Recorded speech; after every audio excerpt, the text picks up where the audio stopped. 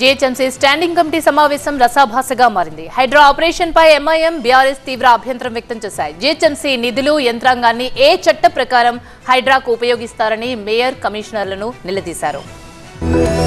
హైదరాబాద్ లో ఆక్రమణలపై హైడ్రా ఉక్కుపాదం మోపుతుంటే అక్రమార్కుల గుండెల్లో దడపడుతోంది. అదే సమయంలో హైడ్రా యాక్షన్ ఇటు జీహెచ్ఎంసీ స్టాండింగ్ కమిటీని కుదిపేసింది. జీహెచ్ఎంసీ నిధుల్ని హైడ్రాకు ఎందుకు ఉపయోగిస్తున్నారంటూ బీఆర్ఎస్, ఎంఐఎం నేతలు నిరసనకు దిగారు. కూల్చివేతలపై టౌన్ ప్లానింగ్ ఉండగా హైడ్రా ఎందుకని నిలదీశారు. బఫర్ జోన్ లో పేద, మధ్యతరగతి ప్రజలు ఇళ్లు ఎందుకు కూల్చారో మేయర్ విజయలక్ష్మి, కమిషనర్ అమరపాలి సమాధానం చెప్పాలని డిమాండ్ చేశారు. హైడ్రా దూకుడుతో సామాన్యులు ఇబ్బంది పడే పరిస్థితులు ఉన్నాయన్నారు ఎంఐఎం నేతలు. ఇది టోటల్లీ జీహెచ్ఎంసీ యాక్ట్లో లేదు.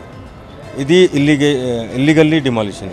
బికాస్ జిహెచ్ఎంసీ మాకు ఒక ప్రోటోకాల్ ఉంది, టౌన్ ప్లానింగ్ ఉంది, సిసిపి గారు ఉన్నారు, కమిషనర్ గారు ఉన్నారు. ఏదైనా నోటీస్ సర్వ్ చేయాలంటే ఒక ప్రోటోకాల్ లాగా వీళ్ళు ఉన్నారు.